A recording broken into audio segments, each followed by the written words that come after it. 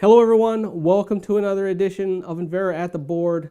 Today we're going to talk about the 4 steps that you can use to calculate emissions from an internal combustion engine, sometimes commonly referred to as an ICE. Let's get started. As we talked about in a previous At the Board video, there is a general formula that we use to calculate air emissions from any piece of equipment. And that formula simply is that the emissions from a piece of equipment is equal to the activity of that piece of equipment times the emission factor for that piece of equipment times any control devices or any control efficiencies that may be present or relevant to that piece of equipment. Let's break down each one of these 3 in more detail. Let's first talk about the activity. The activity for an engine is usually going to be in terms of fuel consumed during the year. So you're going to get data from the people back at your plant, and the data is going to be in gallons per year, 1,000 gallons per year, gallons per month, or it's going to be in a volume per time basis.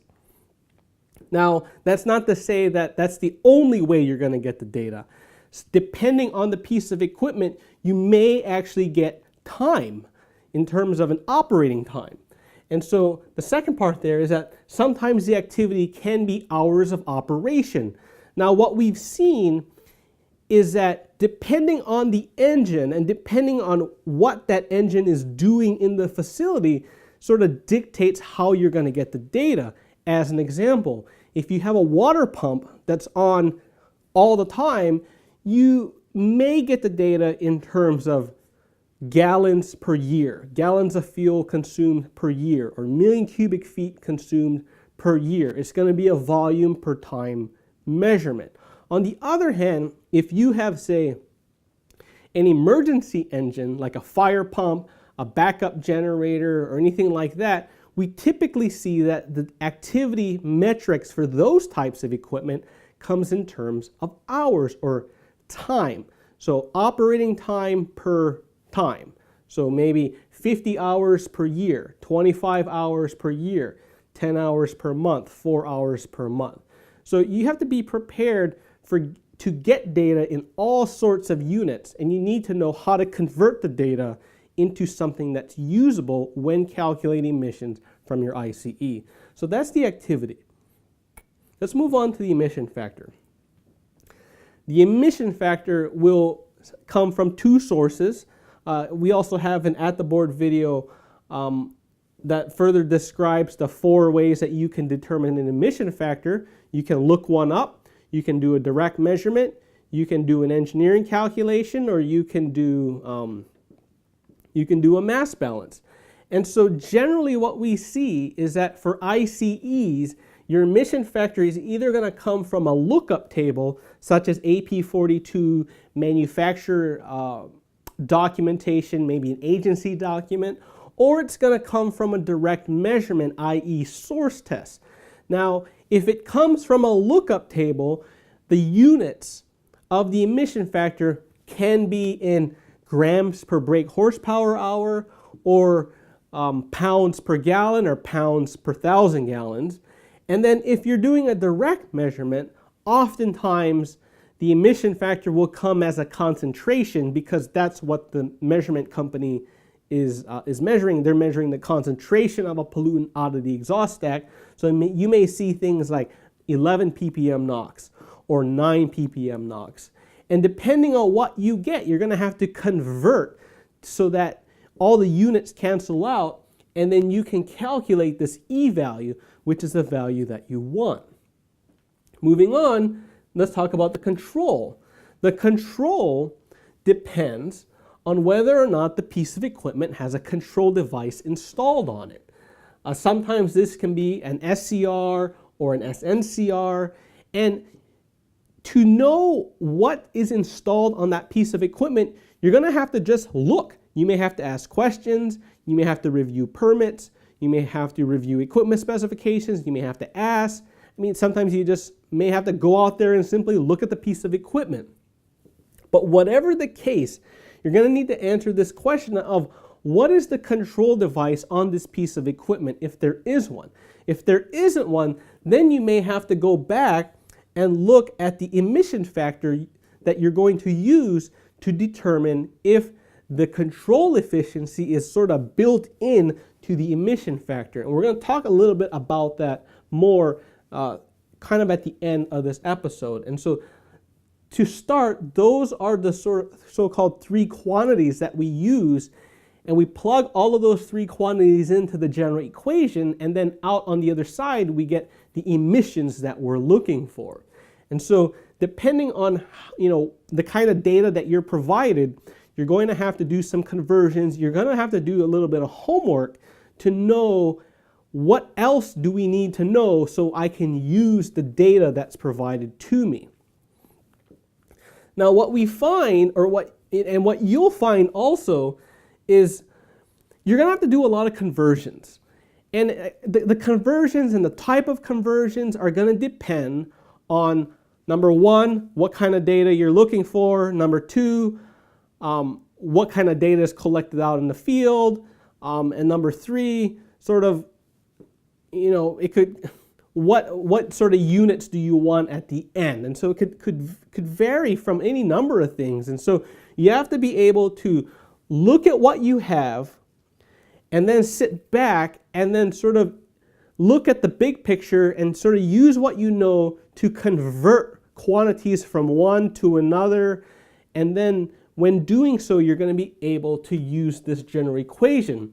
And so when it comes to conversions, the data from the field will not come in a sort of nice and neat package. You may ask for, volume and you may get time. You may ask for, as an example, you may ask for, hey, how many gallons of diesel did, the B4 generator use last year? And the operator might tell you, well, it operated for 29.5 hours. And, depending on how well you know how to convert things, that may not work for you, or you may have to ask follow-up questions. Sometimes you may get data in different time periods. You may call out the plant engineer and say, hey, Jeff, I need the amount of diesel consumed by that engine for the entire year. And Jeff may come back to you and say, well, we use 5 gallons in the month of July. And now you have to go back and synthesize all the information to determine what are you going to do with that information. So the point here is that the data from the field will not come in a nice and neat package. It's going to come in various different units and different time frames and different parameters.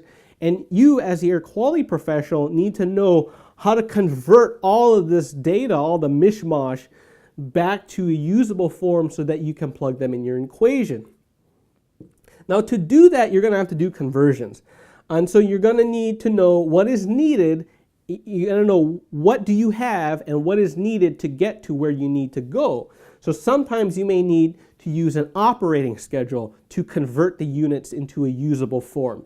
You may need to use an equipment specification like an engine rating to get to reduce the data into a usable form.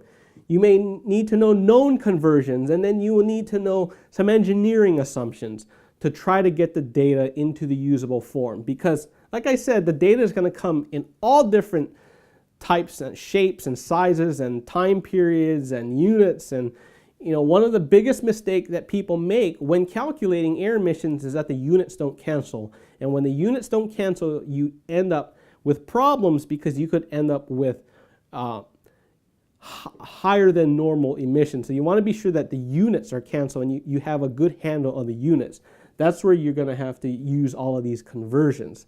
And so with that, we talked about the inputs to the formula, and then we talked about what's needed, or what do you need to do to use these inputs so that you can get the data at the end, which is going to be the air emissions from your ICE. And if you're using this on your annual emission report, then the number that you want to get at the end is going to be pounds per year, because that's the way that the annual emission report works. We're calculating all the emissions from this ICE in pounds for the previous calendar year. And so for the annual emission report, it's going to be pounds per year. If you're doing permitting, on the other hand, it may be pounds per day, pounds per hour, pounds per year. And so you may need different units, and that will require you to use different conversions. And so with that, let's talk about the 4 steps here. And we're going to use these 4 steps as sort of a roadmap to calculate, or to help you to calculate emissions from your engine. Now, you see here, when we look at the general equation for an emission calculation, you know, some people start from the left and they go right. They say, well, okay, let me find the activity first, then I'll get the emission factor, and then we get the control. Some people go the other way. They start with the control, then we start with the emission factor, and then they get the activity. Now, on the face of it, it may seem like direction doesn't matter. I could start from the left, I could start from the right. Well, we're going to throw a monkey wrench at you, and we're going to start in the middle. And I'm going to explain to you why starting in the middle is one of the best things you can do, so that to kind of unconfuse yourself, because of the fact that you're going to get data in all different shapes and sizes and units, and you're going to have to convert accordingly. So number 1, start with the emission factor. We always encourage people to start with the emission factor. Because once you start with the emission factor and you analyze the emission factor, then the emission factor is going to tell you what units you need for the activity.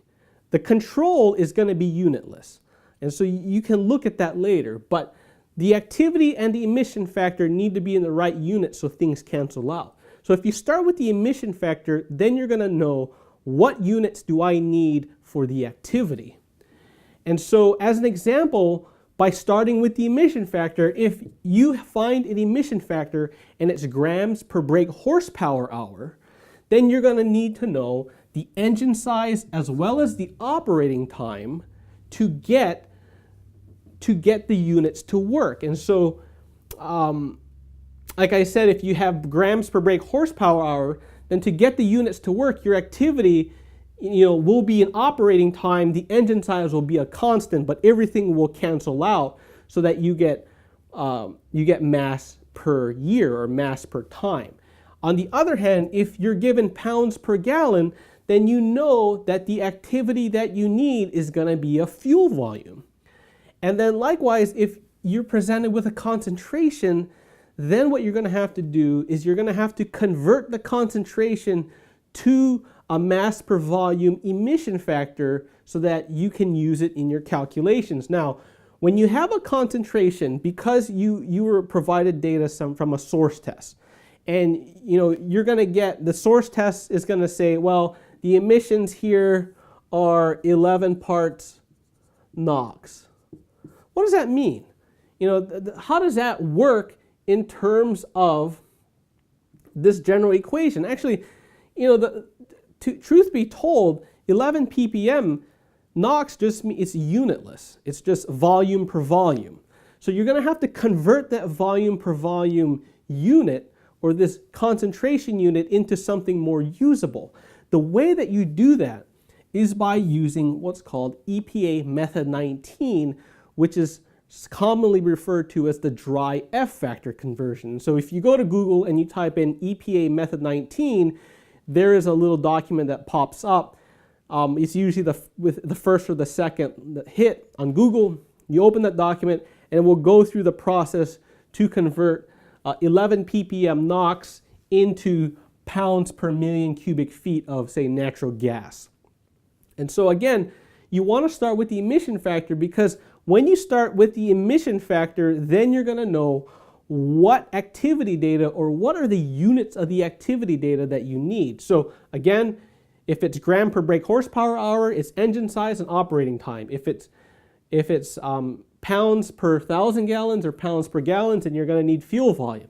If you're given a concentration, then you're going to have to convert that concentration, that sort of unitless concentration, into pounds per million cubic feet using EPA method 19.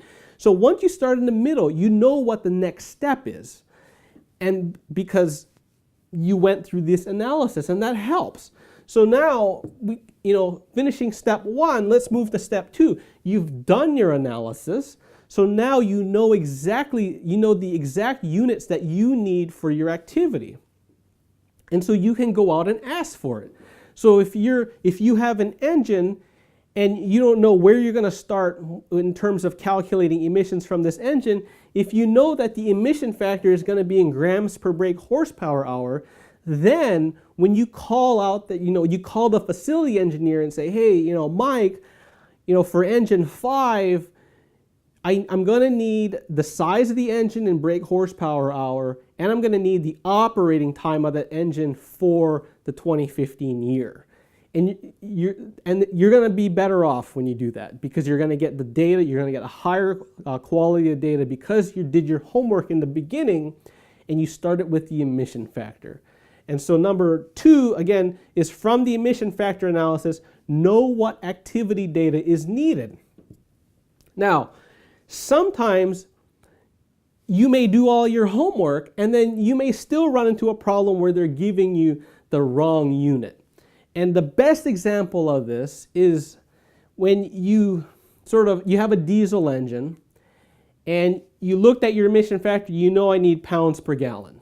So you call up the facility engineer and you ask them, hey Joe, I'm going to need the fuel consumption data for that emergency generator out there in the parking lot. Well, because that's an emergency generator, because Rule 1470 requires facilities to keep hourly operating logs for the emergency generator, what's most likely going to happen is that he's going to go out to the facility, look at the emergency logs, and give you an operating time. So you're going to ask him for a fuel volume, but he's going to give you an operating time. The engineer's going to give you an operating time because that's what he has. And so now you have, you may have done your homework, you asked for volume, but now he's going to give you an operating time. So now what do? To get the volume from an operating time, you're simply just going to need to know the brake-specific fuel consumption. And I didn't write that here, but to get from an hour meter or operating time to a fuel volume, you need a brake-specific fuel consumption. A lot of times you can look up the engine on the internet, or you can look up in the manufacturer's documentation to get the brake-specific fuel consumption. However, depending on the kind of engine, maybe it won't be as easy to simply look one up. Maybe the documentation is hard to get. What we have used in this case, and we're going to share this trick with you, but you have to use it with your discretion, is that we've found that in the absence of brake-specific fuel consumption for a diesel ICE, then you can just take the engine rating and brake horsepower and then multiply by 5%. And that value will give you sort of a gallons per hour factor, which you can then use to convert the operating time that you got to the volume that you need. And so again, depending on what you ask for, depending on your analysis and what you ask for and what the engineer hears on the other end, you may have to do some further conversions. But for a diesel ICE, one trick that we found is that if you need the brake-specific fuel consumption, you can just multiply the engine rating, the brake horsepower rating by 5%, and that will give you the brake-specific fuel consumption. So we started with the emission factor. We looked at the analysis, and now we know what kind of activity data to ask for. We know what units we need. So now we're able to determine the control factor. Now, when it comes to the control factor, you're going to have to look at the data that was used to develop the emission factor to know if that emission factor is a controlled value or if it's an uncontrolled value. Oftentimes for engines, the emission factor provided to you will be a controlled value. But that's not to say that it's an absolute, meaning that it's going to be like that all the time. Most times it's going to be a control value. And so this control factor, in the equation here will be 1 because the emission factor and the control factor are sort of lumped together. And so in this specific case, your control value could equal 1. But that's not the case all the time. Sometimes you may have an external control device like an SCR connected to your engine, and in that case you're going to need to know what is the control value for the SCR device. And so step 3, let's see here, is determine the control factor. Look at the data that was used to determine to make up or to calculate the emission factor to know if a control value is needed. Sometimes you're going to have to go out there and look at the engine. You're going to have to look at the permit. And when you go out there to look at the engine, we recommend just following the exhaust piping and asking quite a lot of questions about things that you see when looking through the exhaust piping. Like, hey, what's that device? What's this device? What's that over there? To get an idea of what are the control devices, or what is the control device that is connected to this engine. So number 3, determine your control factor. And number 4, lastly, is just do the multiplication. A times EF times control, it gives you E. But as simple as number 4 sounds, you want to be sure that the units cancel. And so depending on your emission factor, you're going to have to do some conversions. As an example, if you have grams per brake horsepower hour, then if you have the engine size and the operating time, that's fine and well, but your emission factor is in grams, and so you're going to have to convert from grams to pounds. And so you want to be sure that at the end, that when you do your calculation, that you have that all of the units cancel, such that you end up for the annual emission report with a value that says X pounds per year, 50 pounds per year, 100 pounds per year, 3,000 pounds per year. And that's it. It's pretty simple, but a lot of people sort of miss that one step, and as a result, they calculate incorrect emissions because their units don't match up. So in all, the most important thing you need to know is you need to know how to do your conversions and how to get the data that you have and convert that data into the data that you need. So there you have it. 4 steps to calculate emissions from an ICE. Let's run through everything again. We talked about the general equation that we use to calculate air emissions. It's a function of the activity, the emission factor, and the control. We also talked about the fact that depending on the people in your facility, depending on your question, the data may not come to you in a nice and neat package. It may come in all different shapes and sizes and units. And because of that, you need to know how to use known conversions to get the data in a manner that's usable within your general equation. So you may need to look at your operating schedule. You may need to look at your equipment specification. You may need to use known conversions or engineering assumptions like we talked about in number 2. And once you have all of that and you know about the conversion, then we encourage people to start in the middle and analyze the emission factor. Once you analyze the emission factor, then you're going to know the units of the activity data that's needed. And then once you do that, you may need to do conversions on that depending on, again, how you get the data. We talked about a conversion that we use here for diesel ICEs, that is 5% of the brake horsepower hour to get gallons per hour. You want to use that at your discretion. And then number 3, determine the control factor. You want to look at the engine, ask questions, follow the piping, review equipment documents, review permits to know if there is a control factor needed, or is the control factor integrated into the emission factor. And then lastly, once all the units cancel out, you can get all the units to cancel out, then do the multiplication to get the final number here, which is E, which is a number that you end up reporting on your annual emission report, and you're done.